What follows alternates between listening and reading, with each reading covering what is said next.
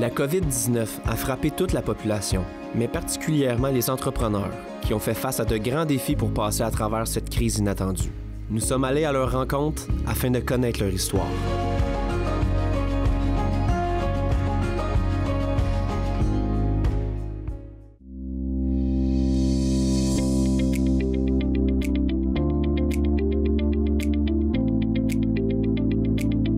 C'est la vocation, dans le fond, principale du commerce. Donc, la diversification s'est faite au fil des ans, mais c'est vraiment les rassemblements.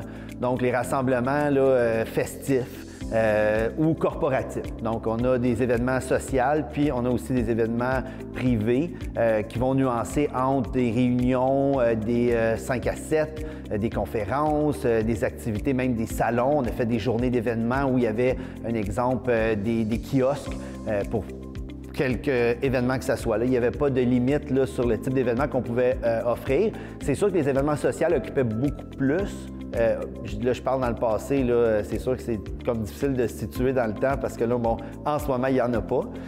Il n'y en a pas depuis un bon moment, puis peut-être encore pour un bon moment. Mais sinon, si je reviens là, sur les 20 dernières années, moi, j'ai acheté l'entreprise en 2002 et à cette époque-là, c'était du mariage. Des mariages, il y avait et des événements sociaux comme des parties de Noël. Quelques corporatifs, mais vraiment, là, ça jouait pas mal là-dedans depuis 20 ans. Là. Ouais, bien là, c'est certain que moi, j'ai eu, dans les premiers avis qu'on a reçus le 12 mars, que les rassemblements de 250 personnes. À ce moment-là, on avait un événement, le dernier qui nous restait de la saison. Fait que là, on se demandait justement si on allait passer au travers. Puis avec les responsables de l'événement, bien, il y a peut-être une vingtaine de personnes qui se sont désistées. Mais déjà là, nous, on partait après une semaine en vacances. Puis c'était comme la fin de notre rituel, là, c'est-à-dire chaque année, on a le mois de janvier qui est un gros mois d'événements où on va faire des événements promotionnels. Donc des salons, salon de mariage à la Place Bonaventure, le salon Marions-nous, en fait, donc on fait depuis une vingtaine d'années. Puis nous, ici, au Fin Palais, on en fait aussi un au mois de janvier qui s'appelle le Salon des épousailles. Donc c'est notre lancée. Après, on avait déjà 8 mariages quand la pandémie a commencé cette année.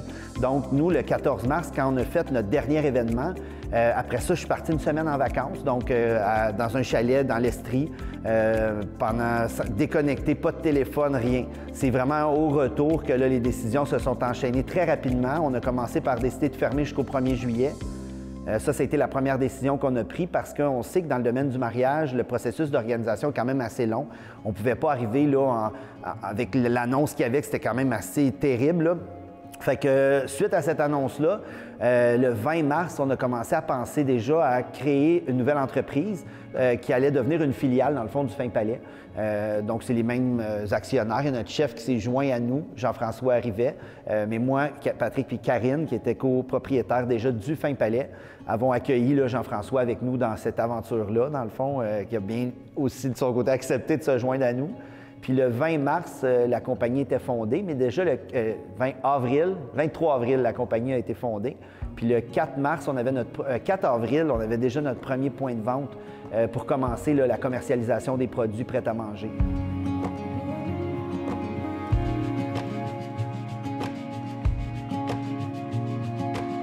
La première réflexion s'est faite en suivant un peu ce que les autres faisaient. Donc, nous, ici à Saint-Isidore, en voyant que les restaurateurs, en général, faisaient soit de la livraison ou du take-out, là, comme on dit. Puis, bien ça, nous, à Saint-Isidore, c'était vraiment pas une possibilité. On a une population rurale de moins de 2000 personnes. Commencer à faire des livraisons ici dans le secteur ou du take-out, c'était pas une option. Puis en 2013, on avait un permis, nous, qu'on a mis la main sur ce permis-là. Et c'est ça un peu qui était notre porte de sortie. C'était comme notre plan B, dans le fond. Il était là depuis 2013, mais sans jamais l'utiliser. On n'avait vraiment pas eu le temps de se... On payait chaque année au MAPAC le permis de transformation alimentaire. Et là, bien, quand la pandémie a commencé, c'était tout de suite ma première réflexion. Le 20, j'ai dit, bon, on a le permis, on a juste à l'utiliser, puis on va pouvoir travailler avec ça. Fait que c'est grâce à ce permis-là qu'on a pu commencer à commercialiser des produits dans des épiceries dès le début de la pandémie, là. Fait qu'on a pu tout de suite tester le marché. On a eu beaucoup de support là, qui a été fait par différentes instances, là, autant le réseau Agri-Conseil, qui est une division du MAPAC, qui vont supporter les nouvelles entreprises en démarrage. Ils supportent beaucoup les agriculteurs, très peu les transformateurs alimentaires, puis se sont servis un peu de nous pour justement mettre en place là, au niveau de la transformation alimentaire un peu plus présente dans leur réseau. On a eu des très bons consultants, une firme qui s'appelle En Pratique, qui a permis, dans le fond, de développer toute la mise en marché. Nous, on a fait un diagnostic, un plan de commercialisation. Tout ça a été réalisé au mois de juillet. Puis, depuis, bien, là, on rentre, là, on ouvre des portes. Là. On est rendu à l'étape, là, il faut qu'on trouve des points de vente. Aujourd'hui, on a 2 nouveaux qui se sont rajoutés à notre liste. Bien, c'est certain que c'est probablement, moi, la meilleure question que j'aime dans ce qu'on a fait, parce que, veux pas, il fallait partir de quelque part. Puis, ce départ-là est arrivé grâce à notre chef, parce que Jean-François nous faisait à chaque année des recettes de repas. Mais vu que le temps des fêtes, c'est un gros moment de l'année, souvent, on n'avait pas le temps de dormir entre les événements. On travaillait beaucoup. Le mois de décembre, c'était vraiment un moment là, de l'année qui était assez fort. Donc, nous, ce qu'on faisait en début novembre, Jean-François nous faisait des plats cuisinés qu'on congelait. Puis pendant le temps des fêtes, entre les vendredis, samedis remplis d'événements, bien, c'est ça qu'on se chauffait pour manger. Fait que quand on est arrivé à l'étape de décider qu'est-ce qu'on allait commercialiser, bien là, moi, le premier réflexe, bien Jean-François, ce que tu nous fais, c'est très bon d'habitude, puis c'est plus facilement commercialisable que ce qu'on faisait dans le contexte de mariage où il y avait de la cuisse de canard, de la joue de bœuf, des viandes qui demandent un peu plus de technique pour commercialiser qu'un pâté chinois, mais un pâté chinois avec du bœuf braisé, cuit sous vide, des plats où on va vraiment démarquer les aliments, la viande. Puis on a gardé beaucoup, en fait, de ce qu'on utilisait dans le fin palais des salles de réception pour l'appliquer dans le prêt-à-manger. Sur toutes les lignes, je dirais, de la fusion qu'on a faite des 2 compagnies, sur tous les aspects, il y aurait des éléments à décrire qui ont autant un lien de commercialisation, de la mise à l'échelle. Puis les coachs nous ont beaucoup guidés là-dedans là, pour prendre les bonnes décisions.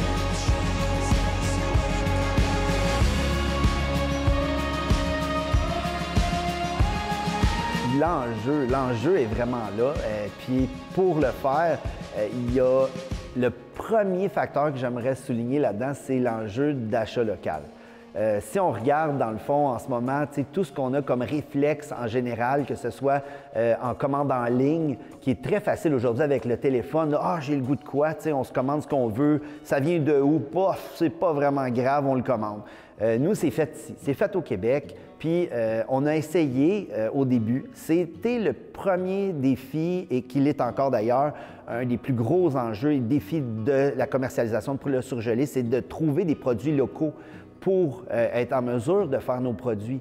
Parce que si tout ce qu'on achète vient de l'extérieur, je trouve qu'on perd de la valeur à ce qu'on veut faire. Nous, on est une entreprise locale, donc on veut encourager local pour vendre local. Donc, un mac and cheese aux 3 fromages qui viennent du Québec, bien, c'était un des premiers enjeux qu'on avait parce qu'au début, il y avait un fromage gruyère. C'est bon, un gruyère, mais ça ne vient pas d'ici. Puis, il y en a des fromages au Québec qui peuvent remplacer le gruyère. Donc, c'est là que le caveau est arrivé. Donc, un fromage fait au Québec qui a les mêmes caractéristiques ou semblables d'un gruyère, qui a permis que maintenant, sur notre étiquette, c'est bien identifié 3 fromages québécois. Donc, l'enjeu sur la commercialisation, il y en a beaucoup. C'est sûr que pour se démarquer dans l'eau des congélateurs, c'est d'être là. On parle du produit. Tu sais, il y a des entreprises très connues qui vont commercialiser des mets, mais qui sont déjà connus par le nom qui vend déjà. Il y en a plusieurs récemment là, qui ont été mis en marché. Fait que nous, pour arriver dans le lot puis trouver notre place, bien, il faut aller se placer à côté du produit puis en parler. Puis nous, bien, c'était une chose qu'on avait vraiment à cœur dans le fin palais, c'était des salons. On faisait des salons de mariage. Donc, quand je fais des parallèles avec ce qu'on faisait avant puis ce qu'on fait encore, moi, je fais des salons maintenant toutes les semaines, le vendredi, samedi, dimanche, puis j'ai 3 équipes qui font des salons. Donc, c'est pas des salons, mais on a le même profil. On a notre kiosque, on a un plan, on arrive, on parle du produit, on a construit des petits échantillons qui sont, je vais dire, COVID-proof. C'est des échantillons qu'on laisse aux gens, que les gens peuvent amener à la maison pour qu'ils puissent se faire réchauffer à la maison. Donc, plutôt que de juste parler du produit ou de ne pas pouvoir rien faire, bien, les grandes bannières, ils ont dit non, les dégustations, malgré qu'on a la permission, la CNESST nous autorise à faire des dégustations, mais les contraintes, c'est surtout les gens ont quand même une crainte d'enlever le masque pour prendre une bouchée. Fait que même si on a un kiosque, on en a un kiosque avec un plexiglas où on a tout le protocole de la CNESST, mais c'est vraiment l'enjeu, les gens, là, enlever le masque là, en public, en pleine épicerie, là, ça marche pas bien. Fait que l'idée de la petite échantillon, ça permet qu'ils peuvent l'amener, goûter, puis s'ils ont aimé, bien, la semaine d'après, c'est là. Fait qu'on a une belle image là, qui permet de bien voir le produit, puis je pense qu'après, bien, l'enjeu de se démarquer, c'est dans la qualité des ingrédients. Tu sais, la liste d'ingrédients, on peut la lire puis comprendre tout ce qui est écrit. Pas d'agent de conservation, il n'y a pas une liste d'ingrédients qui finit plus. Puis même si je remonte au début, quand on a commencé, c'est que là, bon, qu'est-ce qu'on fait? On achète-tu un fond déjà fait en industrie ou on le fait nous-mêmes? Puis là, on avait des grosses marmites, donc on a fait nos fonds. Et puis c'est à partir des fonds qu'on a commencé à créer les recettes, puis arriver à aujourd'hui avoir 10 recettes là, mises à l'échelle qui sont capables, à mon avis, là, de... On va essayer de commencer par conquérir la région, là, mais...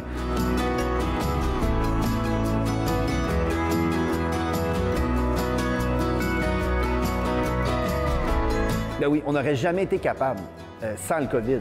Dans le fond, ce type d'effort-là qu'on fait en ce moment, c'est que c'est un effort qui a un levier avec le COVID, mais le levier, c'est qu'il y a un enjeu qui est de garder le bâtiment ici, parce que le bâtiment, c'est une entreprise qui fait tout près de 40 000 pieds carrés. Donc, qu'elle soit vide pendant 1 mois, 2 mois, 3 mois, ça, c'était habituel. On avait toujours des saisons mortes dans les événements. Fait que même tu as fait 6 mois, j'aurais dit, pas de problème. Mais là, ça fait 8, là. Puis 8 mois à maintenir un bâtiment comme celui-là, qui générait déjà un roulement quand même assez élevé avant le COVID, puis qui tombe à 0. J'écoutais, Tout le monde en parle samedi dernier, que 95 % de l'économie avait repris. Fait que dans le fond, c'est quand même le fun d'entendre ça, mais c'est que le 5 % qui reste, qui n'a pas repris, c'est que le pourcentage qui est affecté, il est pratiquement à 100 %.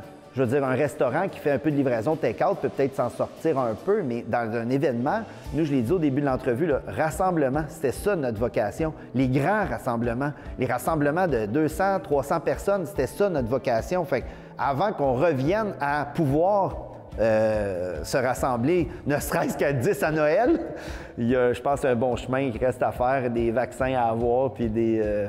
Fait que oui, l'énergie à mettre là, dans une nouvelle entreprise, c'était pour moi inévitable qu'on n'avait pas le choix.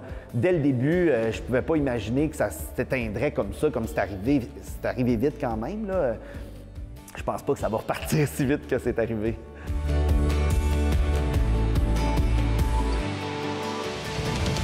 Localement, au départ, c'est qu'on ne savait pas, est-ce qu'on fait en sorte qu'on mise sur le fin palais pour dire « Ah, bien, c'est le fin palais qui vend des produits ».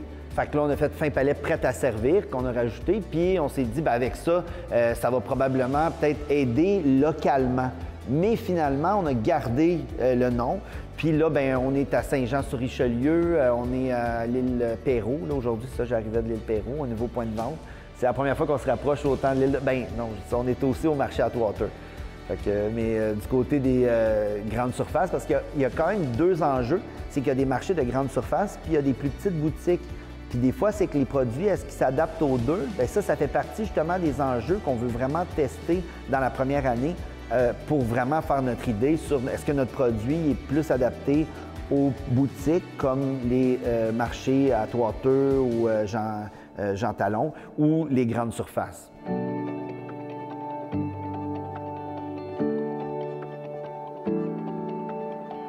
Les mariages, j'en ai fait, ça fait 20 ans. Fait que c'est certain que j'aime faire des mariages, puis ça me manque, là. C'est certain que cette partie-là, tu sais, d'être avec des gens publics, j'ai réussi, grâce aux dégustations dans les points de vente, à aller rechercher un petit peu le contact humain. Puis je pense qu'en ce moment, on n'a tellement pas de contact humain que pour moi, c'est ça qui me passionne le plus dans la partie commercialisation. Parce que quand on est dans un point de vente, puis qu'on rencontre des gens qui connaissent le fin palais, localement, ben oui, on s'est marié au fin palais, ben c'est ça. Fait que là, maintenant, on fait des plats cuisinés.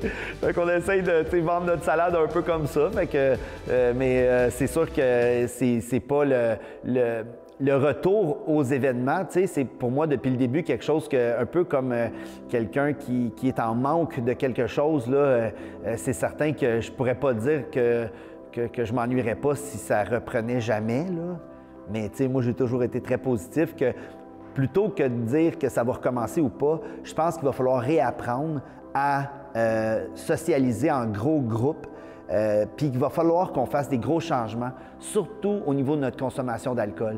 Je pense que c'est l'enjeu principal qui va dépendre de la reprise des activités dans une entreprise comme la mienne, parce que au moment où on se parle, on a fait quelques tests, là, on l'a vu, on a eu quelques événements cet été, puis dès que les gens prennent un verre, bien, à un moment donné, la distanciation sociale, puis tout ce qu'on nous apprend, à se laver les mains, le masque, ça devient très facile d'oublier, de se rapprocher. En fait, je dirais que c'est presque 1 centimètre par consommation qu'on va perdre en inhibition puis en se rapprochant des autres. Fait que c'est là que tant que le vaccin ne sera pas assez fort pour que tout le monde soit immunisé, bien, il va falloir trouver d'autres trucs. Puis je pense que les autres trucs pourraient arriver plus vite même que le vaccin.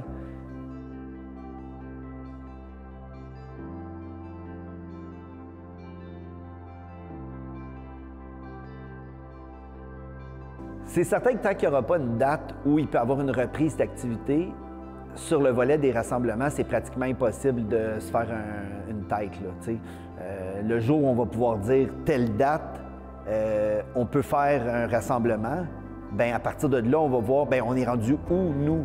Fait que si c'est dans 1 mois ou dans 6 mois, la réponse ne serait pas la même.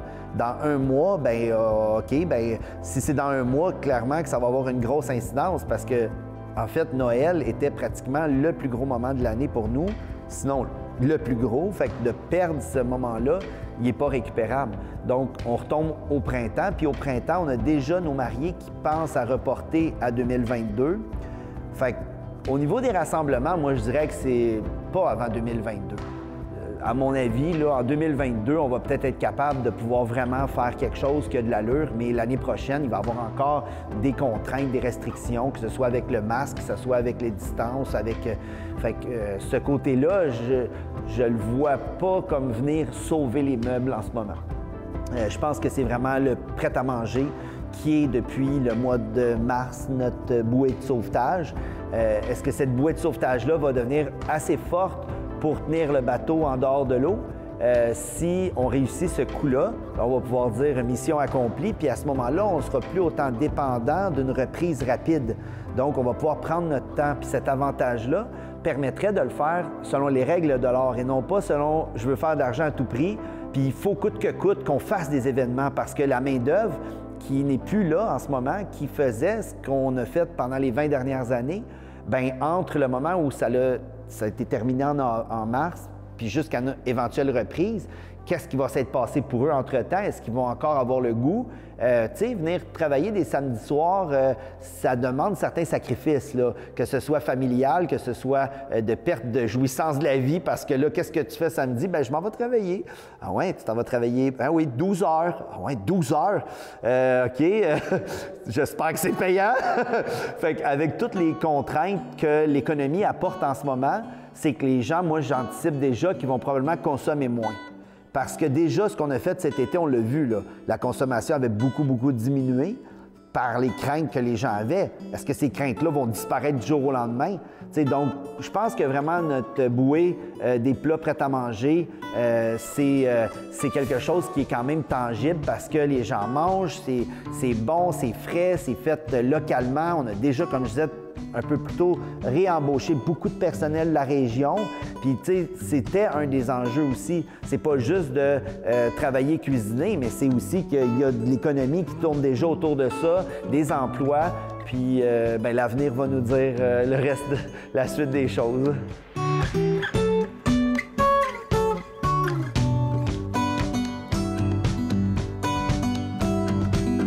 Moi, dans le fond, j'ai 2 entreprises. J'ai aussi un traiteur. Fait que finalement, on a comme un peu 3 entreprises. Le restaurant L'Ours Caverne Culinaire, qui se trouve être juste à côté de notre autre restaurant, un restaurant chez Julien. Quand la première vague est arrivée, nous, on a développé un espèce de concept rapide où est-ce qu'on faisait des plats tout cuisinés, prêts à manger à la maison, mais avec un concept un petit peu haut de gamme. Donc, tout ce qu'on faisait vraiment maison. Mais filet mignon était disponible, le boudin, des beaux poissons d'arrivage, plein de belles fraîcheurs. Puis avec une signature signée chez Julien quand même, là, dans le sens où on essayait vraiment que ça ait un look, mais que ça soit simple aussi à faire à la maison. Fait que, durant la première vague, on a fait ça avec quand même beaucoup d'enthousiasme. Les partenaires étaient là, la famille est venue vraiment donner un coup de main. Les clients étaient vraiment au rendez-vous aussi. Là, on a vraiment eu vraiment un engouement là, vraiment de nos clients là, qui nous montraient vraiment l'amour qu'ils portaient au restaurant puis à l'entreprise. Fait qu'on l'a vraiment bien senti, puis on a travaillé fort avec ça. Puis on se disait, ça va terminer, puis si on est capable de juste avoir une bonne vibe pendant un moment, puis après ça, ça va se terminer, puis on va pouvoir enfin réouvrir les restaurants. Puis ça fait que c'est ça, cette vague-là a quand même bien été. On a été enthousiastes jusqu'à la fin, puis on a réouvert le restaurant, je sais plus, juin à peu près.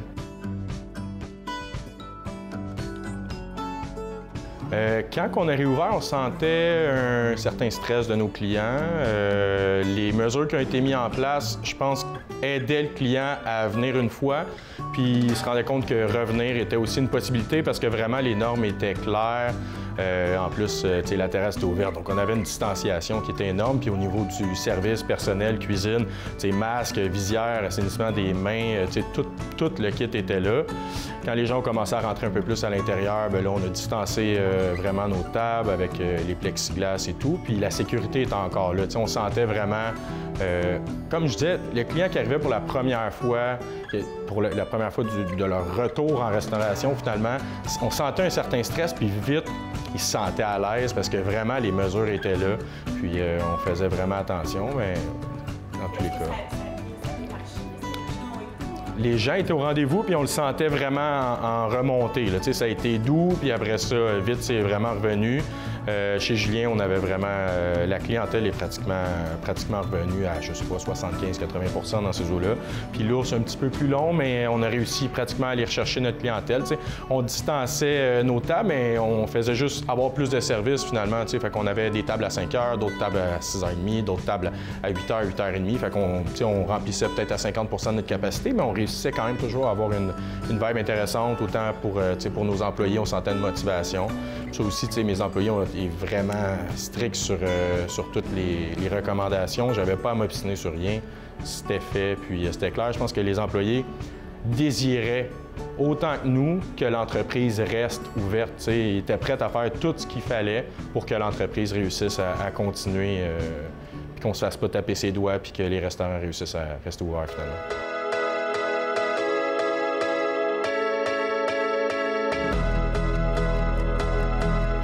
En tant que restaurateur, c'est toujours quelque chose qu'on gère, là, en quelque sorte. On ne sait jamais vraiment la quantité de personnes qu'on va faire. Fait qu'on essaie de garder nos stocks assez bas, quitte aux premières semaines à des fois manquer d'un produit, un poisson, une charcuterie ou peu importe, manquer d'un produit, s'adapter avec le temps, avec la clientèle. C'est sûr qu'on a 2 restaurants qui ont une belle clientèle qui réserve généralement.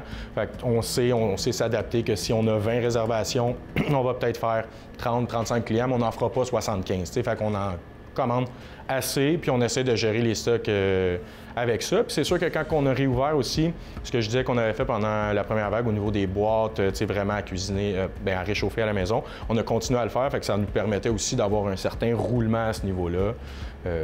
C'est ça. Émotionnellement, j'ai explosé, là. Honnêtement, j'ai trouvé ça vraiment dur parce que ça faisait un bout qu'on entendait parler au niveau médiatique. Est-ce qu'ils vont être obligés de le faire parce qu'en zone rouge, il va falloir qu'il y ait d'autres choses qui se passent. Puis, moi, je m'informe beaucoup à ce niveau-là, donc j'essayais de voir les restaurants, autant Rive-Nord, Montréal, Rive-Sud, est-ce qu'il y a de la contamination à ce niveau-là? Puis j'en voyais pas.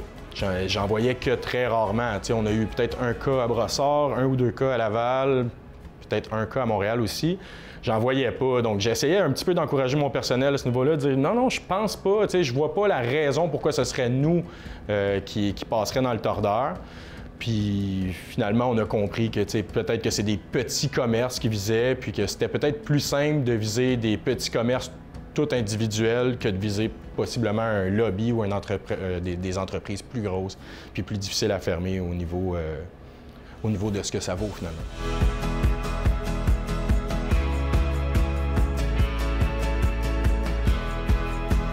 Bien, je pense qu'on parle de un petit peu un confinement, finalement. Je pense que ce qu'ils voulaient le plus, c'est que les gens arrêtent de se côtoyer, arrêtent de se voir. C'est sûr que la restauration, on a beau avoir des recommandations sur certains trucs, on se doute bien qu'à certaines tables, c'était pas automatiquement des maisons qui soupaient ensemble.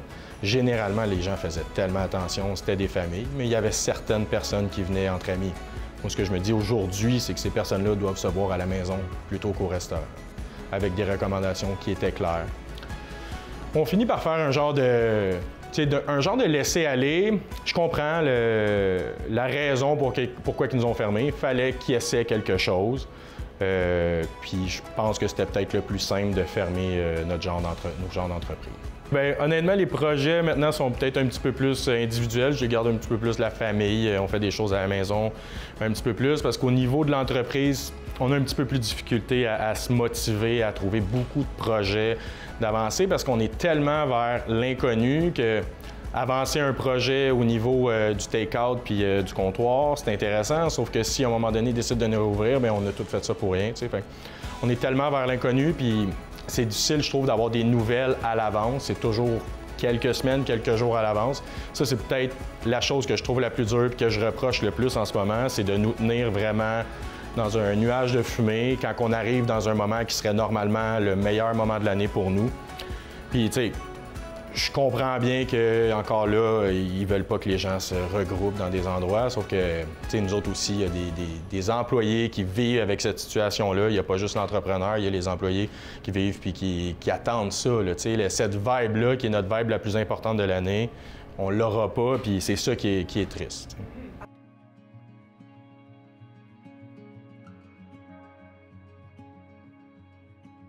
On dirait que depuis qu'on était ouvert, qu'il y avait cette idée-là derrière la tête que ça se pouvait toujours. Donc, c'est sûr que pendant toute la réouverture, on a gardé notre menu un petit peu plus petit qu'à l'habitude, un menu qui était plus facile de sortir au comptoir parce que, veux pas, il y avait encore beaucoup de gens qui ne voulaient pas sortir puis qui restaient chez eux, puis on leur servait une nourriture qui avait vraiment du sens au comptoir directement. Fait que quand c'est arrivé, oui, on a eu de la perte. On en a beaucoup de pertes les 2 fois. Sauf qu'on était peut-être un petit peu plus prêt à juste continuer sur d'une autre manière, puis essayer de passer ce qu'on avait. Tu sais, c'est sûr que les 2 fois, il y a le personnel qu'on a donné des choses, on a essayé de... Encore là, tu sais, la restauration, c'est toujours un peu ça, c'est de gérer nos stocks, fait que je suis bon là-dedans, de base, fait que je finis par un petit peu mieux le gérer peut-être que je pourrais le faire, mais c'est sûr que c'est difficile à gérer. Ouais.